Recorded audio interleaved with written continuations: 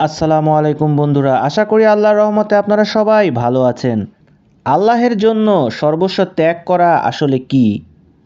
মহান রবকে ভালোবেসে ত্যাগের মাধ্যমেই প্রকৃত উন্নতির সোপান, এই বিষয়ে মাওলানা রুমি তার মসনবী শরীফে বিস্তর আলোচনা করেছেন।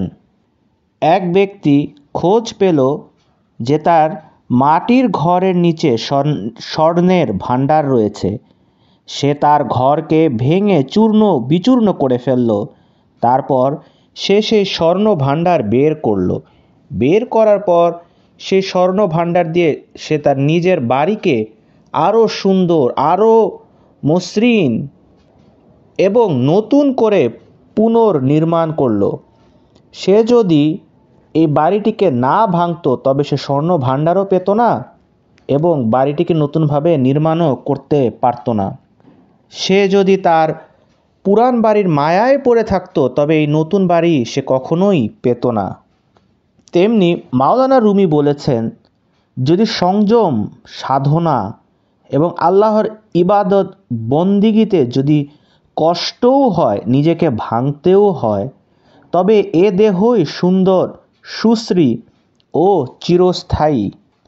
কেননা নিজের বর্তমান অবস্থাকে ভেঙে চুরে নতুনভাবে নির্মাণ করে আল্লাহের জন্য জীবিত হয়ে এবং চিরস্থায়ী করে নিজেকে তৈরি করাই হচ্ছে যেন মানুষ এক অমূল্য স্বর্ণ ভাণ্ডারের খোঁজ পায়।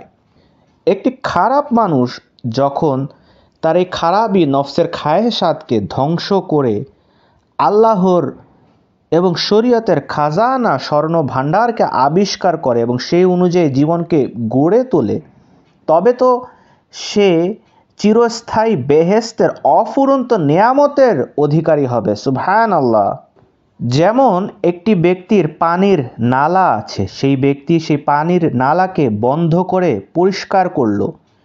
এই কিছুক্ষণ বন্ধ রাখার জন্য হয়তোবা পানি আদান প্রদান হচ্ছে না ঠিকই, কিন্তু পরিষ্কার করার পর সে নালা যখন আবারও চালিয়ে দেওয়া হয় তখন সে পানি অত্যন্ত মসৃণ, মিষ্ট এবং পরিষ্কার হয়ে প্রবাহ হতে থাকে, যা অত্যন্ত উপকারী। তাই তো পরিষ্কার পরিচ্ছন্ন করতে সংযম, সাধনা, ইবাদত বন্দিগি দ্বারা দেহকে আরও বেশি যদি কর্মক্ষমও করা হয় এবং তাতে যদি কিছুটা ক্ষতিও হয়, তবে তার পরিণাম কিন্তু ক্ষতি নয়, বরং তা চিরস্থায়ী সুখের লাভের এক জীবন হবে। যেমন কারো গায়ে যদি তীর বিদ্ধ হয় তবে তার চামড়া কেটে হলেও সে তীর ফলককে বের করতে হবে তার সুস্থতার জন্য, তার শরীরের ঘা শুকানোর জন্য। তাই তো আল্লাহর পথে প্রথম আসতে আপনার হয়তোবা প্রচণ্ড কষ্ট হবে, নিজেকে ভাঙতে হবে, নিজের নফসের বিরুদ্ধে যুদ্ধ করতে হবে, তাতে হয়তো আপনার খারাপ লাগবে। কিন্তু ধীরে ধীরে আমি এক কোষ্ঠী পাথর হয়ে উঠব এবং এমন এক জীবন পাব যা চিরস্থায়ী জান্নাত এবং বেহেশতের জীবন।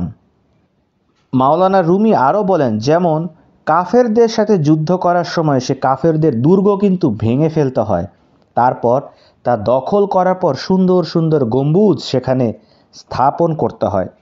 তেমনি হৃদয়ের কলুষতা এবং নফসের বাজে খাহেসাতকে, সেই দুর্গকে ভেঙে ফেলুন এবং তা আল্লাহ রবের নূর দ্বারা সেখানে পরিপূর্ণ করে এক নতুন কলব গড়ে তুলুন।